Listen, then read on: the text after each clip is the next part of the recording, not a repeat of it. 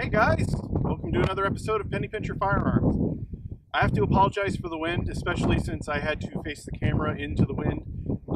I know I had the sun to my back, but the way I had to set up my targets because I didn't want to be shooting in the direction. I know it's not that far away, or it is pretty far away, but I don't want to be shooting towards a road. I just, personal preference. So, sorry for the wind.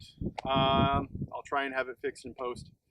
So today we'll be shooting another gun that I actually don't like that much. It is a penny pincher. It's one of the guns that I started this channel for, and that is the High Point JCP. It's the 40 Smith & Wesson High Point. If you know anything about high points, they're extremely simple, extremely cheap handguns that shoot higher powered rounds. It's not like the Phoenix Arms where it shoots a 25.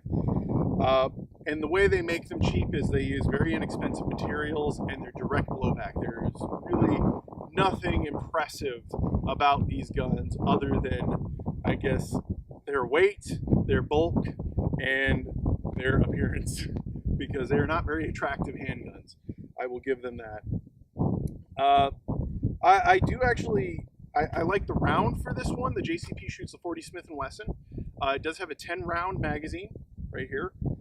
It does hold 10 rounds. It doesn't have any issues with that 10th round like in the case of the Phoenix Arms. So that's an important thing to know.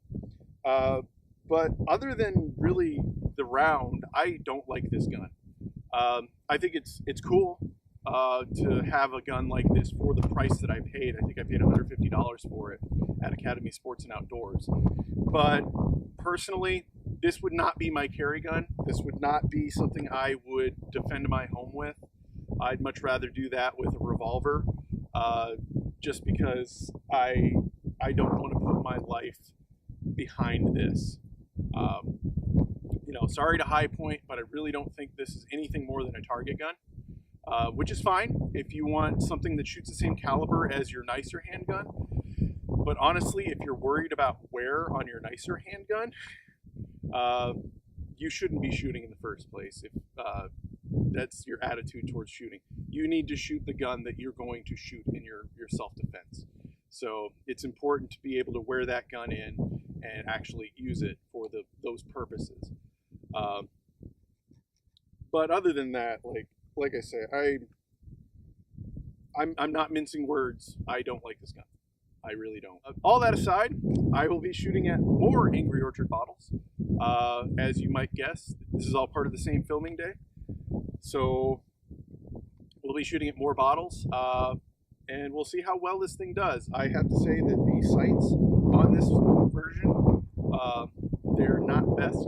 They're plastic and they're not zeroed.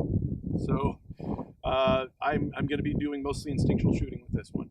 So like I said, it's a 10 round magazine. It's 40 Smith & Wesson. What's nice about the High Points is they color code them. Green is for the 40. I don't know what 45 and 9mm are, but I know that the green is for the 40. And I guess it's for people who would buy various High Points, which, if you're a collector of that sort of thing, more power to you. I think that's cool. So yeah, let's get to some shooting. All right, guys, so I've got those bottles set up down there, and I have the High Points magazine loaded with 10 rounds of 40 ACP. Really, it's like any other semi-automatic handgun. You just load the magazine like so. It does load very easily, and I do have the safety on. Safety works, as you see. That's a good thing. So in order to run the slide, you have to have the safety off. So I've run the slide, safety is off, we're hot, let's start shooting.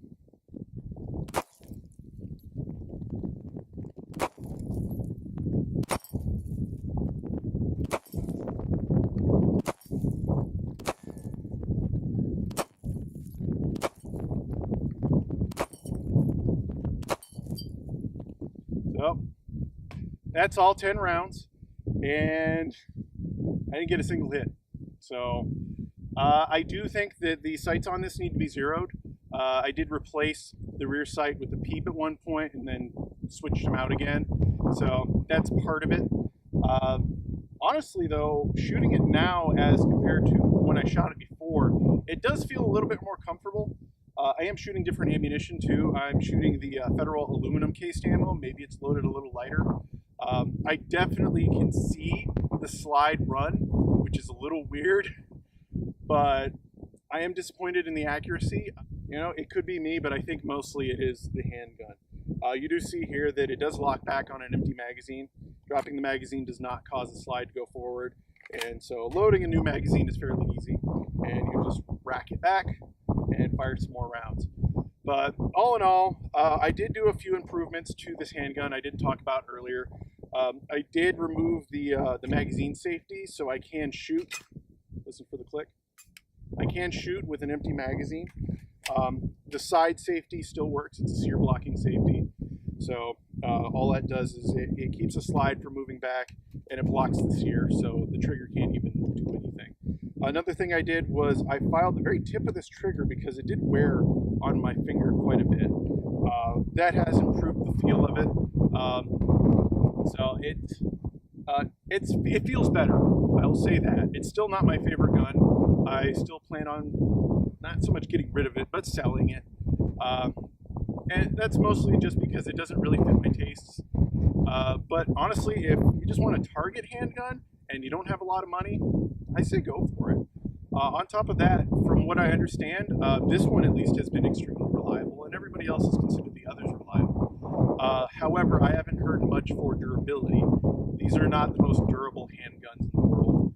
They weren't really designed to be. They were designed to be cheap and easy for people to get a hold of and to use. So that's really what it is. This is one of those things where you paid for it and you get what you paid for.